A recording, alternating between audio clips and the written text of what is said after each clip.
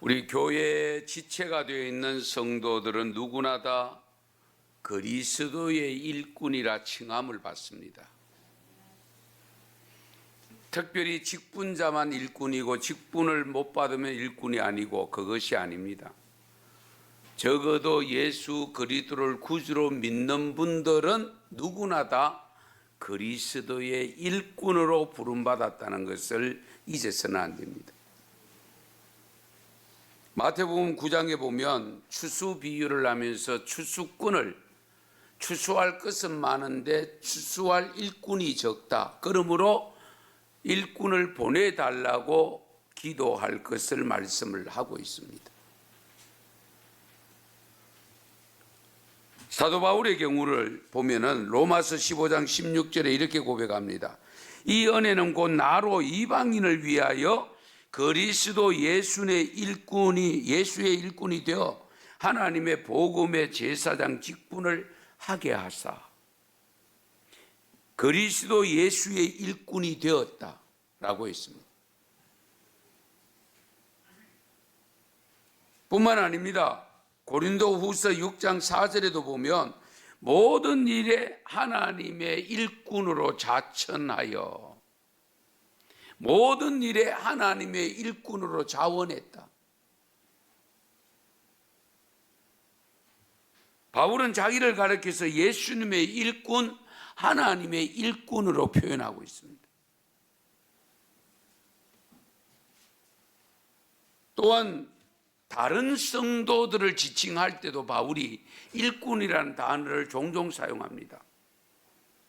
에베소 6장 21절에 보면 두기고를 소개할 때에 진실한 일꾼이라고 했습니다. 골로새 1장 7절에 보면 에바브라를 지칭할 때도 그리스도의 신실한 일꾼이라고 했습니다. 데살로니가전서 3장 2절에 보면 디모데를 가리켜서는 그리스도의 복음을 전하는 하나님의 일꾼이다라고 했습니다. 그러면서 하나님은 바울을 통해서 디모데에게 일러주시기를 너는 진리의 말씀을 옳게 분별하며 부끄러울 것이 없는 일꾼으로 인정된 자로 부끄러울 것이 없는 일꾼된 자로 자신을 하나님 앞에 드리기를 힘써라. 기왕 일꾼 되었으면 부끄러움 없는 일꾼이 되라.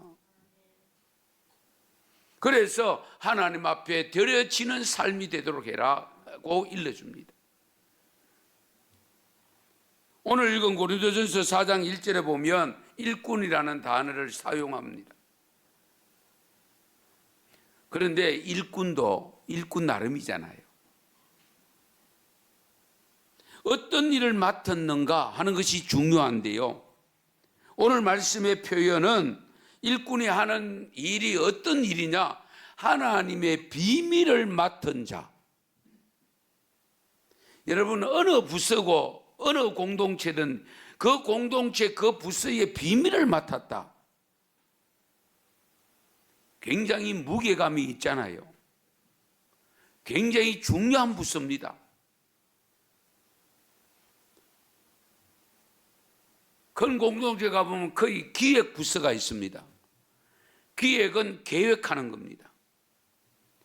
중요한 정보가 들어있습니다. 그 정보를 아무데나 누출시키면 안 되잖아요. 유출시키면 안 됩니다. 그러므로 비밀을 맡은 자 일꾼, 보통 일꾼이 아니에요. 그리스도의 비밀입니다. 예수를 믿는 믿음을 가지고 사는 성도들은 섬기는 자로 살아야 되고 예수님이 본을 보여주셨잖아요. 마지막에는 실제적으로 시연해서 보여주셨잖아요. 제자들의 발을 씻겨주면서 내가 스승으로서 너희들의 발을 씻겼다. 너희들도 같이 이와 같이 해라 라고 일러주셨잖아요. 성도 여러분, 그러면 우리가 섬겨야 될 때에, 섬기는 삶을 살 때에 누구를 섬겨야 될까? 누구를? 어떤 사람을 섬겨야 될까? 다른 거 없습니다. 하나님과 사람들입니다. 그럼 전체 다 하겠죠? 하나님과 이웃이 하잖아요. 마가복음 12장 33절에 보면 마음을 다하고 지혜를 다하고 힘을 다하여 하나님을 사랑하는 것과 또 이웃을 자기 자신과 같이 사랑하는 것이 전체로 드리는 모든 번제물과 기타 제물보다 나으니라. 말씀 잘 보세요. 하나님을 사랑하고 이웃을 자기 자신같이 사랑하는 것이 모든 번제물보다도 더 낫다라고 했습니다.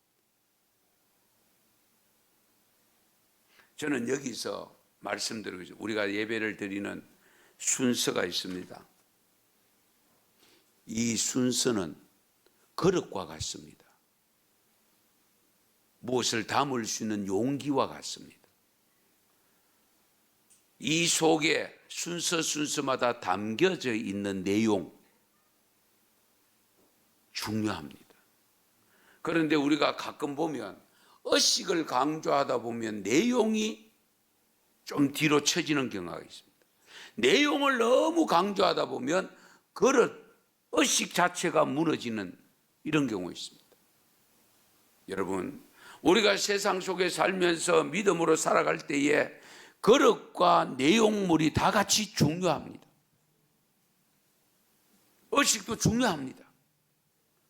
그 속에 담겨져 있는 내용물이 중요합니다.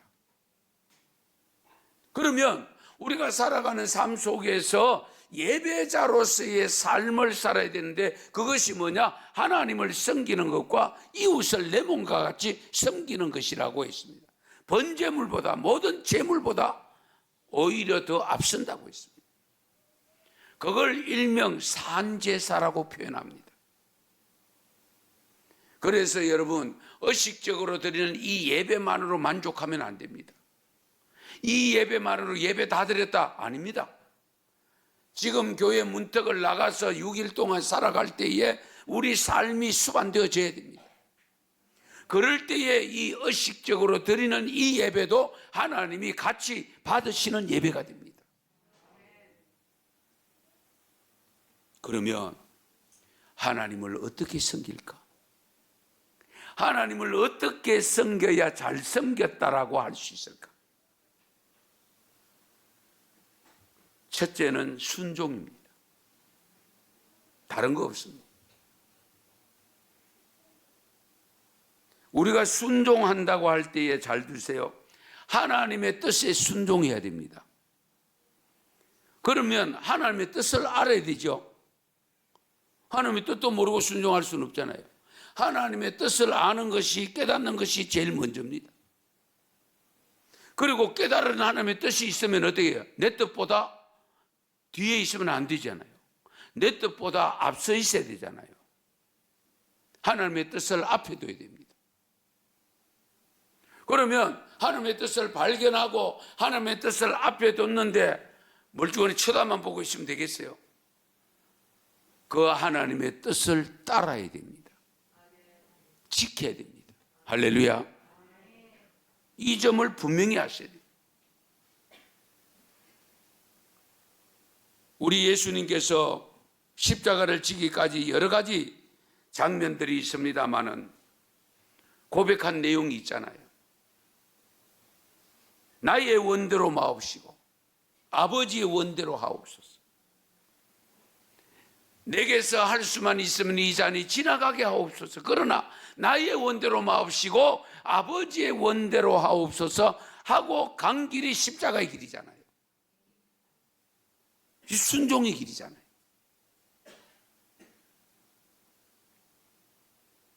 그래서 마태복음 12장 50절에 보면 누구든지 하늘에 계신 내 아버지의 뜻대로 하는 자가 내 형제요 자매요 내 어머니라고 있습니다. 이 말씀은 배경이 그렇잖아요. 제자들이 있다가 가족들이 동생들이 오고 이래가지고 찾으니까 예수님 찾는다고 하니까 예수님이 그때 제자들을 향해서 한 말씀이 바로 이겁니다. 하늘에 계신 내 아버지의 뜻대로 행하는 자가 내 형제고 자매고 내 어머니다, 내 가족이다. 그러니까 내 육신의 가족을 뛰어넘어 이미 예수님의 영적 가족을 이야기하고 있습니다. 그러므로 여러분, 하나님의 말씀, 하나님의 뜻이라면 조건 없이 순종하는 순종이 있기를 바랍니다. 그 다음에 잘 섬기기 위해서는 겸손해야 돼요.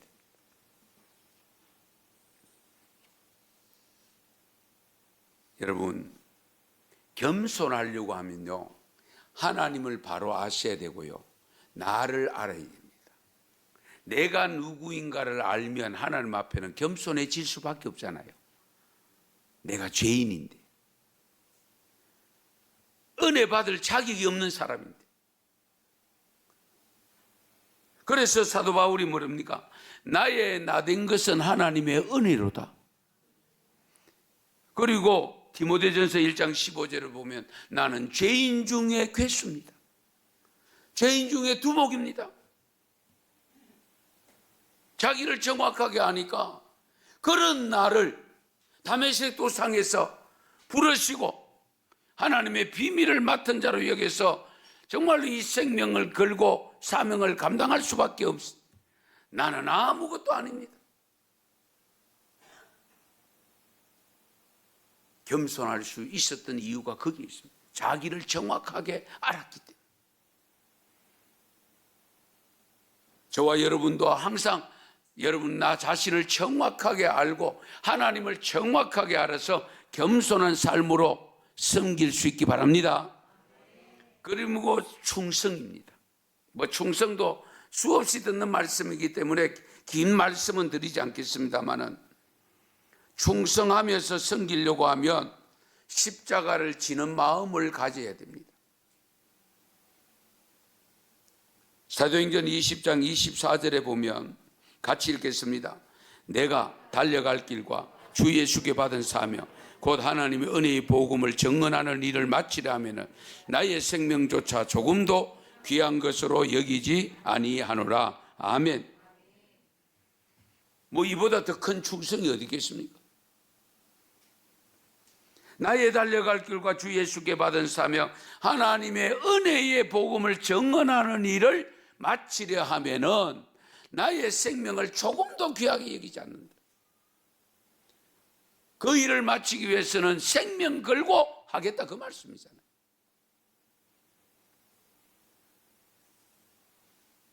어쨌든 하나님 잘 섬길 수 있기 바랍니다.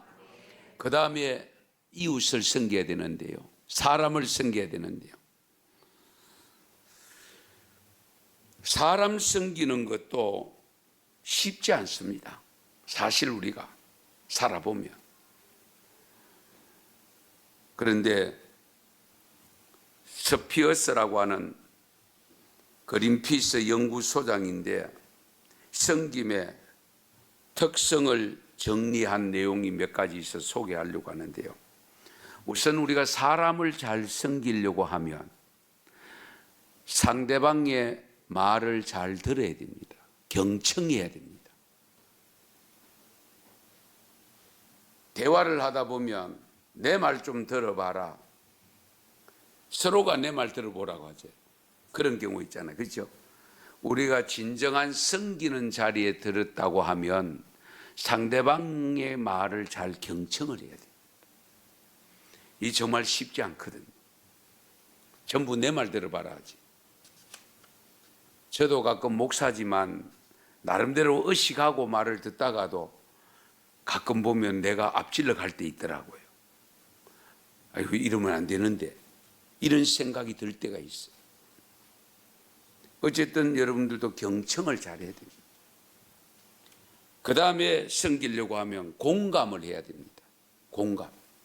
이해하시죠? 상대방이 처한 상황을 일단은 공감을 해야 됩니다. 울긴 왜 울어?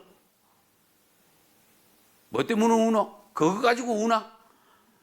이러면은 공감이 안 되잖아요. 그러면 벌써 대화가 안 되고 섬길 수가 없어요. 높은 이해심, 차원 높은 이해심, 가져야 됩니다. 그러기 위해서는 역지사지가 필요합니다. 내가 상대방의 입장에 서 봐야 돼요. 그래야 상대방을 이해할 수가 있어요. 그럴 때에 상대방이 느끼는 감정을 같이 느낄 수 있는 공감을 가질 때에 생길 수 있습니다. 그게 부모 자식 간에도 마찬가지고요, 형제 간에도 마찬가지고요, 성도들 간에 마찬가지입니다. 그 다음에 치유는 그러면 우리 자꾸 병 고치는 것만 생각하는데 그것이 아니고요, 적어도 우리가 다른 사람을 섬기고자 할 때에 필요한 것을 채워주는 것이 치유입니다. 부족한 부분을 채워주고 연약한 부분을 도와주는 것, 그게 치유입니다. 그게 섬기는 거죠. 그러면서 또한 우리가 섬기려고 할 때 관리가 되어져야 되는데요, 다른 사람을 섬기고자 할 때에 자원을 관리하고 봉사해야 할 필요가 있습니다. 다른 사람들의 은사, 재능, 그들의 관심사, 이런 걸 잘 살피고 관리해 줘야 될 부분이 있습니다. 왜냐하면 본인은 까마득한 잊어버리고 본인 속에 있는 달란트도 생각지도 못하고 활용도 못하고 그렇게 있는 것을 내가 발견해내서 그걸 잘 할 수 있도록 만들어주는 것도 섬기는 거잖아요. 그리고 서로가 성장을 위한 노력을 해야 됩니다. 함께 노력해야 됩니다. 예. 다른 사람들의 개인적인 성장과 정신적인 발전을 위해서 기회를 제공해 주는 거죠. 적극적으로 돌봐주는 삶, 예. 정말 필요로 하는 것을 채워주는 삶이 필요합니다. 그게 섬기는 거예요.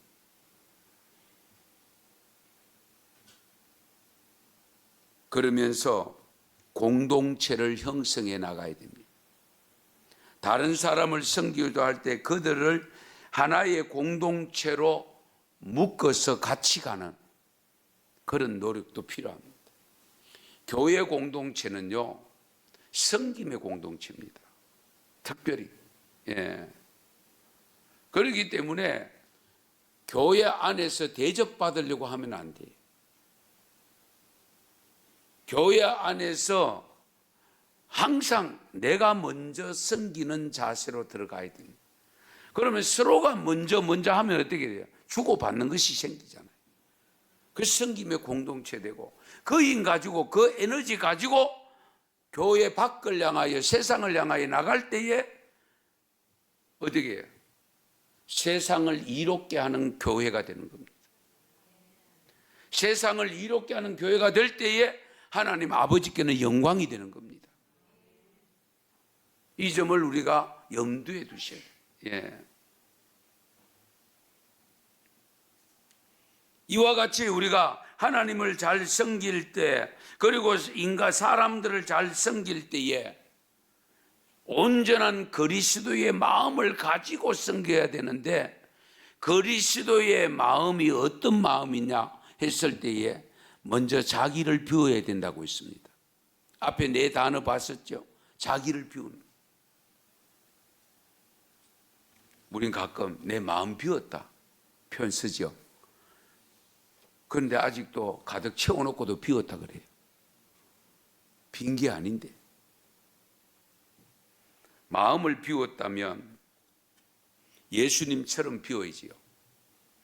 하나님의 아들됨을 포기하고 인간의 몸을 입고 오신 거잖아요.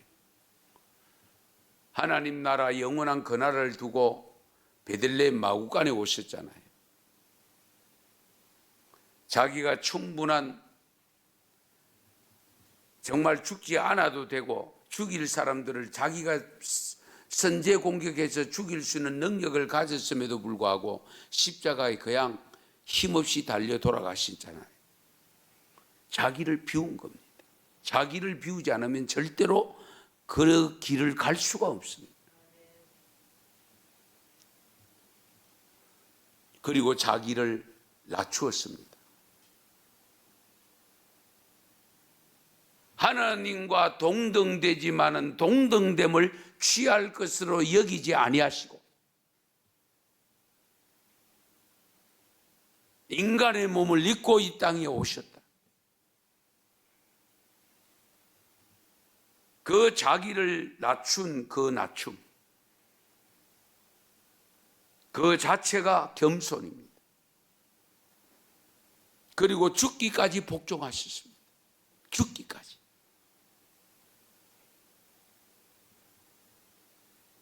마태복음 26장 39절에 내 아버지여 만일 할만하시거든 이 잔을 내게서 지나가게 하옵소서. 그러나 나의 원대로 마옵시고 아버지의 원대로 하옵소서. 죽기까지 복종한 것, 아버지의 원대로 했기 때문에 거기를 가신 거예요. 주님이 거기를 가셨기 때문에 저와 여러분이 죄사함 받고 영생을 얻은 줄 믿으시기 바랍니다. 우리가 그 믿음 가지고 살고 있잖아요.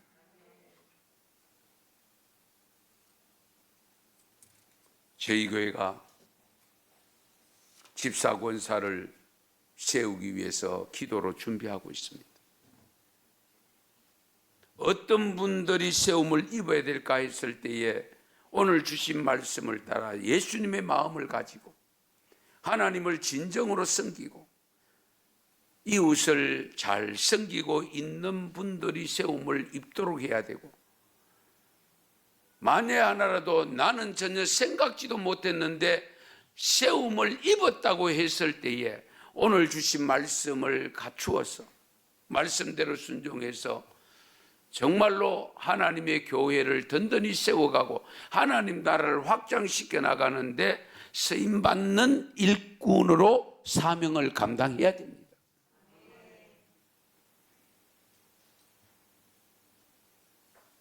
완전한 자격 조건을 갖추어서 선택하려고 하면 평생 가도 못할 수 있습니다.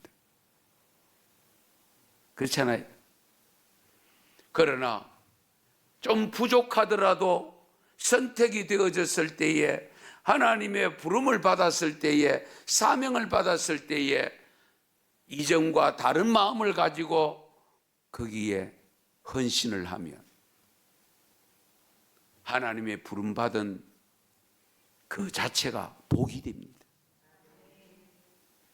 아무쪼록 하나님의 비밀을 맡은 자로서 충성된 일꾼으로서 교회 안에서 지체가 되어져서 사역자가 되어져서 사명자가 되어져서 사명을 감당해야 될, 앞장서 섬겨야 될 사명을 감당해야 될 분들을 선택하는 것을 앞두고 있는 저희들로서 오늘 주신 말씀을 깊이 헤아리며 기도하는 가운데서 하나님이 세우시고자 하는 분들이 먼저 세움을 받는 그런 놀라운 은혜가 있을 줄 믿습니다. 그런 은혜를 체험하고 경험하는 이 기회가 되어져서 우리 언성교회가 정말로 시험 들지 아니하고 은혜 가운데, 축제 가운데 진행되어지는 기회가 되기를 축원합니다. 축복합니다.